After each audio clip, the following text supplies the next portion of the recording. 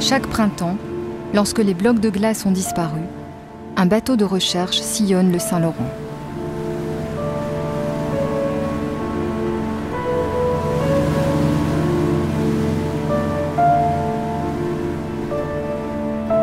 C'est ici, au large de Tadoussac, que le fleuve prend l'odeur de la mer.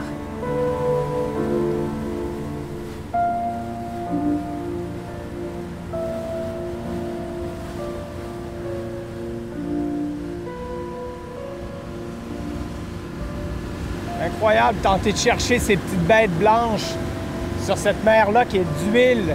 C'est comme chercher une tête d'épingle dans un grand carré de sable. On s'arrache les yeux ici. Mais c'est le plus beau moment de la journée avant que le travail commence.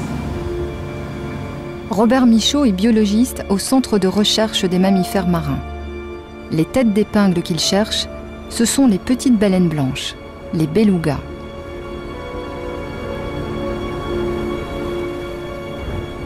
Voir un beluga est un privilège. Il en reste moins de 1000 dans le fleuve.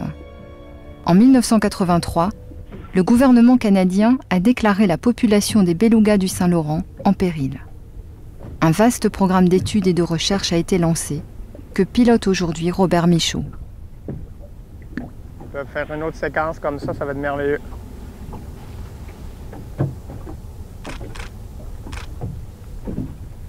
L'autre derrière, le blanc qui suit juste derrière, il y a une belle petite crête. Lorsqu'il s'est lancé dans l'aventure, Michaud ignorait que sa vie de chercheur serait absorbée par le mystère des belugas. Car malgré les mesures de protection, le nombre de ces baleines n'augmente pas. Les animaux sont tous directionnels vers l'amont. C'est un troupeau éclaté,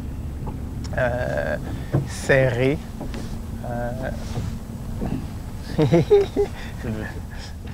Qui s'est approché d'un beluga ne peut oublier leur blancheur immaculée, leur manière particulière de vous regarder en tournant la tête, avec ce qui ressemble à un sourire enfantin. Mais ce qui a émerveillé les marins du monde entier, ce sont leurs chants. Des chants si beaux et si variés que les belugas ont été surnommés les canaris des mers. Une légende arctique, gravée sur la paroi de grottes du Néolithique, raconte que les hommes et les belugas se parlaient et se comprenaient. Mais aujourd'hui, leur langage est un mystère. Michaud veut retrouver les mots perdus de ce dialogue. 0,68. Merci. Pour celui qui s'en vient sur le Saint-Laurent, la première journée, on voit tous des dos blancs, des dos gris, tout est pareil. La deuxième journée, on se fait l'œil un peu. Et au bout de quelques saisons, on remarque des marques distinctives chez les animaux. Et très rapidement, dans notre étude, on s'est aperçu, ah, regarde, il y a Scolio, là. Et là, il y a un autre animal qui a une grosse marque qui ressemble à une patte d'ours. On va l'appeler Yogi. Et on a documenté ça de façon de plus en plus systématique, ce qui est devenu aujourd'hui un véritable album de famille, un catalogue avec des types de marques, des codes, un catalogue qui contient 750 individus. Lui aussi, il y a une pointe vers le bas qu'on le voit sur les photos. Sur les contrastes, parce que ça doit être les meilleures photos qu'on a, si on a mis ça. Dans ce laboratoire grandeur nature, l'équipe de Michaud a réalisé plusieurs milliers de photos. Identifier chaque beluga du fleuve et leur donner un nom, c'est sa première mission, indispensable pour écrire leur histoire. Un véritable travail de moine. Les clichés permettent de vérifier si les animaux photographiés sont connus. L'important, c'est de pouvoir les suivre dans la durée, car les belugas peuvent vivre jusqu'à 70 ans. Et c'est toujours une joie de repérer sur l'eau un animal qui n'avait pas été vu depuis longtemps. Là, c'est la meilleure photo où on voit l'ensemble des marques. Oh, c'est un match qui ne fait aucun doute. Ouais. Peux-tu me montrer son histoire? Oui, il y a juste, c'est ça, c'est 3 photos. C'est juste des photos de 91. 91. 17 années? 17. 17 années avant de le revoir. Mais où était cet animal-là? C'est une histoire qui s'écrit graduellement depuis 25 ans. Et évidemment, on attend avec le plus grand hâte de voir Griffon, par exemple. Griffon, c'est un beluga qu'on connaît depuis 1985. Et l'année dernière, il manquait à l'appel. On ne l'a pas vu en 2007. Cette année, à chaque jour qu'on sort, on cherche cet animal-là. Alors oui, on s'attache à des animaux parce que ces animaux-là, pour nous, c'est la colonne vertébrale de notre étude. C'est ces histoires-là qui nous racontent la vie des belugas. La vie des belugas, Jacques Cartier en parlait déjà. En remontant le Saint-Laurent, il notait dans son livre de bord la présence de ces gros marsouins, blancs comme la neige, qu'il voyait en très grand nombre. Au début du XXe siècle, la population des belugas du Saint-Laurent est estimée à 10 000. Mais une chasse intensive va la décimer. Accusé à tort de se nourrir de saumon et de morue, le beluga était détesté des pêcheurs qui l'éliminaient comme un parasite.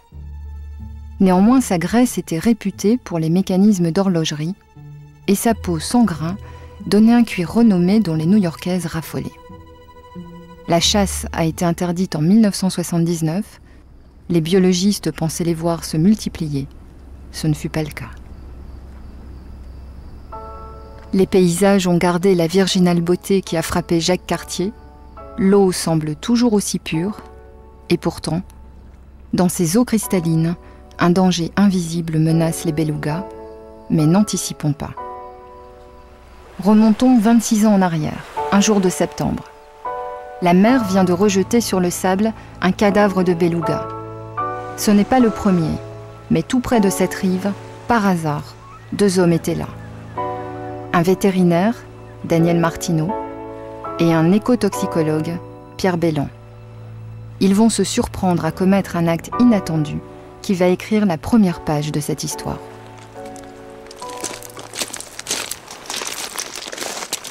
Alors le beluga, il était ici, sur le fond gris des galets, il y avait des petits coquillages bleus, et lui, il était d'une blancheur immaculée, comme un bibelot en porcelaine. J'en avais jamais vu. Tu regardes l'immensité du fleuve, tu dis, d'abord c'est un hasard qu'il se soit retrouvé juste à cet endroit, tout près d'où on était. Et c'est là que Daniel a prononcé les mots qui, moi, m'ont catapulté dans l'aventure qui dure depuis. Hein, Daniel, quand tu as dit... On l'ouvre. On l'ouvre. Moi, je me dis, on ouvre ça comment, un animal? Est-ce qu'il y a une fermeture éclair? Est-ce qu'il y a un ordre? Est-ce que ça se fait souvent?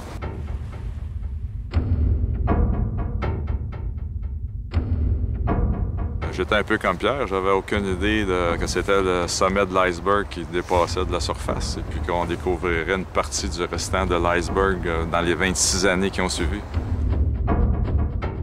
Ouvrir l'animal, comme le ferait un médecin légiste. Ouvrir pour comprendre. Cette première autopsie sauvage sur une plage allait donner le coup d'envoi à un programme unique au monde de ramassage et d'étude des carcasses. Dès qu'un beluga mort est signalé sur la côte, le même scénario se met en branle. Carl Guimond file au chevet du cétacé. Si la carcasse est encore fraîche, il la remorque jusqu'à l'université vétérinaire de Saint-Hyacinthe, à côté de Montréal, à 500 km de là. Il sait qu'il faut agir vite pour pratiquer l'autopsie dans de bonnes conditions. Commencent alors de longues heures de route pour remorquer d'étranges fantômes couchés, semblables à de gigantesques saucissons venus d'une étrange planète. 143 belugas ont été autopsiés depuis le lancement du programme.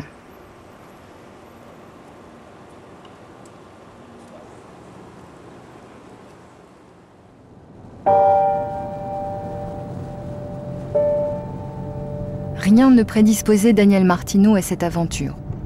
Vétérinaire, fonctionnaire d'État, il passait son temps à soigner des vaches quand il abandonne tout, retourne à l'université pour étudier les mammifères marins. Désormais, il va mener l'enquête.